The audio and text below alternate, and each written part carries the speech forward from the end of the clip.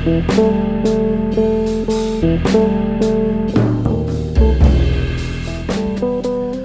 to a new edition of the Neon Jazz interview series with drummer Dave Power and bassist Pat Keane of the Minneapolis Jazz Trio Belvedere 58. We got into their band's history and the new 2023 album Vista Cruiser.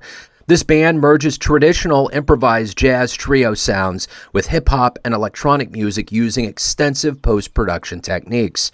On this sophomore record, the horizon is wide open as the journey from fragments of smoky downtown basement jazz clubs to the yore of the cosmic reaches of experimental cowboy jazz meet and mingle. They are great cats with the story you need to hear. Enjoy. Good. We're all here. Awesome.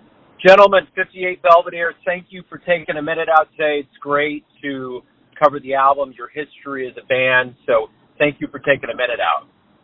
Of course. Yeah, for sure. Our pleasure. So before we get into the album, you know, we went through this pandemic the last 3 years. Now that we're coming out of it, the world's waking up. We're all probably a little reflective and going through PTSD, so I'm curious how you guys survived this time period and how it's changed the way that you approach things now. And before you answer it, if you could just introduce yourself and your instrument, so by way of following the audio, everyone out there knows who is who.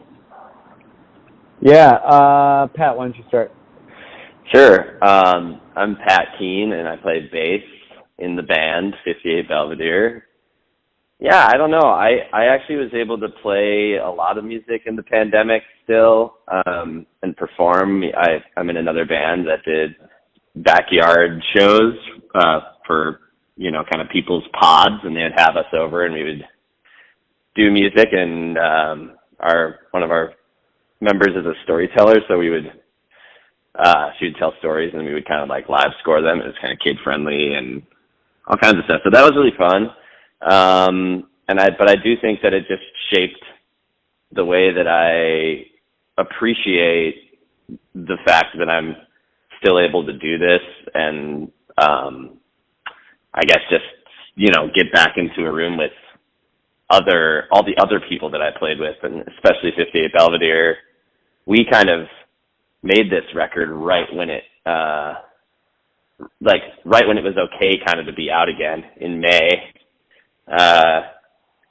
of 2021, and that was a really great experience, and just kind of, I felt like it was kind of just like a flower blooming or something, being able to get back. And we had a full weekend of gigs, and then we decided to record what are the bones of the record before one of the gigs on a Saturday. So it was kind of like gig Friday night, Saturday, record all day in the studio, and then go do another gig, and then had another gig on Sunday as well. So all at the same restaurant. We had different guests sit in, so it was just kind of like a jamboree, and it was like, wow, man, we're back. And it's so amazing to just like be improvising with two people that I've been playing with for so long and love deeply, and am able, you know, just like felt really lucky to have that connection back, I would say. So let's get into kind of you mentioned, you know, putting this album together. What does it feel like now that we're kind of getting to a point where spring's in the air, the world's opening up, there's going to be a proclamation soon that we're in post-COVID period, live shows, all of that. How does all of this collectively feel? I mean, for me, you know, obviously COVID is still a very real thing, but we're all a lot less afraid of it, you know, and now when a friend is like, I tested positive for COVID, we're not like, oh, I hope you don't die. We're like, well, get better soon, you know? And for me, for the past year, even year and a half, honestly, it's felt pretty normal. I did a delivery job in the middle of the pandemic, and then I started bartending about a year and a half ago. And I've been playing shows again solidly for another year. So my world has gone back to quote unquote normal as of the past year. So I'm sure Pat feels similarly.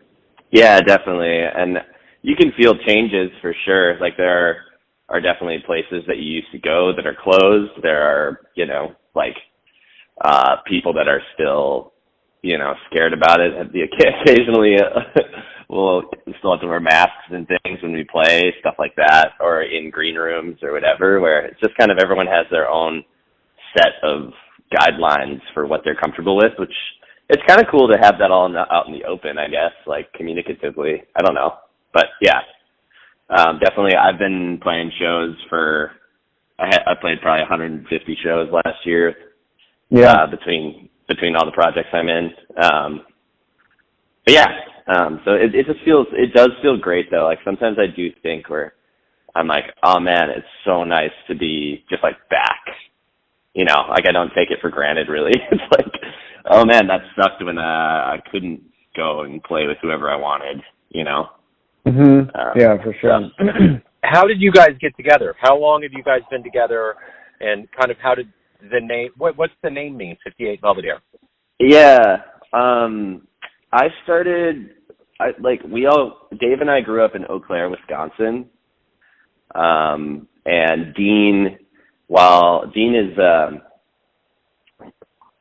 I think he's upwards of 70 years old, and he used to play a lot in the 70s and 80s and 90s in the Minneapolis music scene. He was really well respected around here and still is, so it's cool to see his old buddies come to the shows and hear their stories and whatnot. But anyway, yeah, he lives in Bloomer, Wisconsin now, which is a town about an hour north of Eau Claire. So I was gigging in high school with Dave, and then Dean and I met. I was subbing on a jazz gig in Eau Claire, and we met, and we just liked each other's playing, and then we ended up booking a couple gigs at the local restaurant where they had jazz a lot of the time, and I think Dave was my call or something, or I don't even really know how it all worked, but we ended up kind of starting to play way back, around 2009, 2010. And then when I went to college, a lot of the summers when I would come back, we'd play gigs at that restaurant too, and other restaurants. And then I ended up moving back to the Midwest, and we then started playing a lot more regularly. We had a regular night in Eau Claire for a while, and then we'd just get restaurant gigs and stuff around the cities and Eau Claire.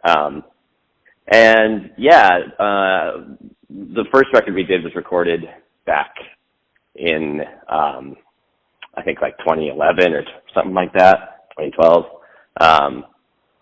And so yeah, we've known each other for a long time.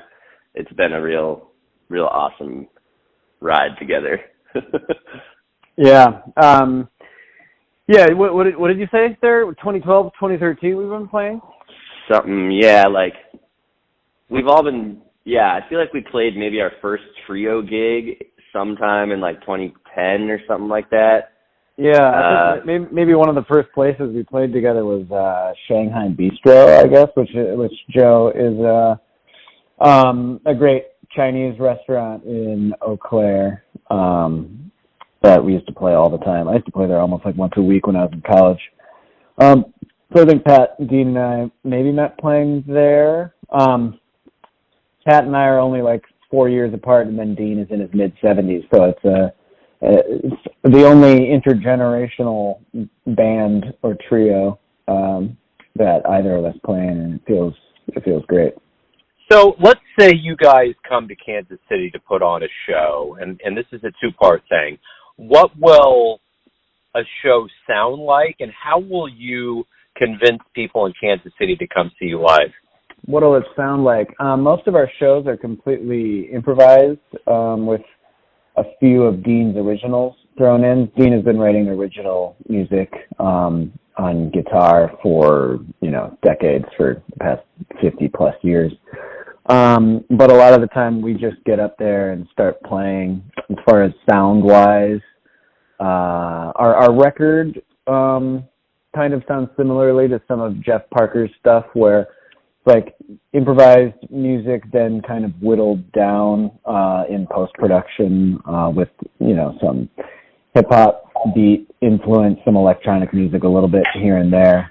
But live, we just do improvised groove shit and see where things go, and it's usually pretty energetic and gets out at times, We can also, a lot of the times too, we'll pick a couple different standards that we like to play and kind of just start there in a very imaginary place with it, and kind of try to use it as kind of a platform to get somewhere else. So yeah, we do some standard stuff as well, and then our plan too is with this release we did so much chopping and editing and things like that in the studio on this record.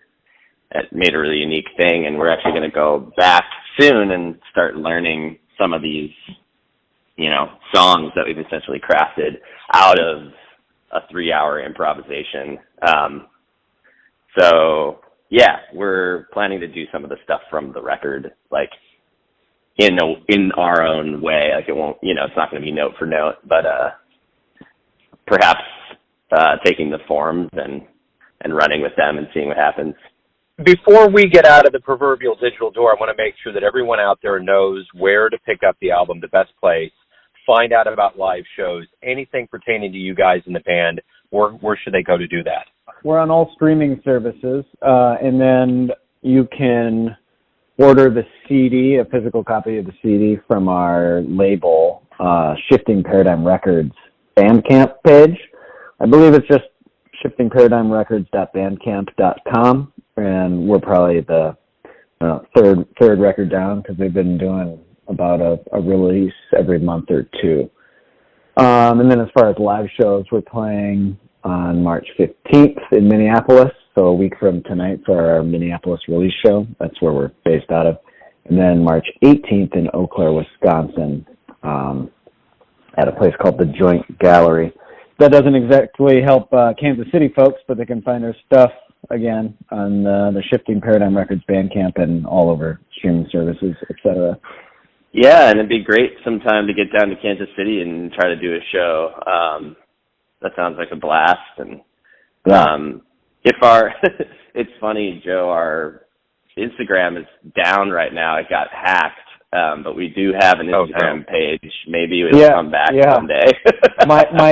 I'm literally staring at my computer screen still, because my entire Meta Business Suite was hacked. So my Facebook, my personal Instagram, and literally all of the band accounts that I manage.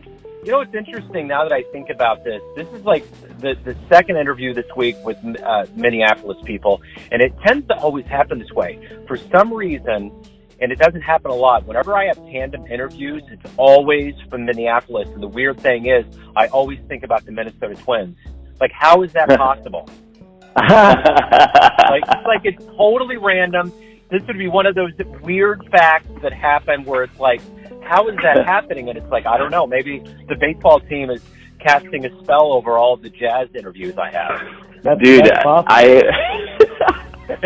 Gentlemen, thank you. I appreciate it. Right. Thanks, Joe. Thanks a bunch, Joe. Really appreciate it. Thanks for listening and tuning in to another Neon Jazz interview, where we give you a bit of insight into the finest players in Minneapolis, Kansas City, and spots all over the world, giving fans all that jazz. And thanks to Dave and Pat for their time, music, and story. If you want to hear more interviews, Neon Jazz archives are found at Spotify and Apple Podcasts. You can also subscribe to us at YouTube. Everything Neon Jazz can be found at theneonjazz.blogspot.com. Until next time, enjoy the jazz, my friends.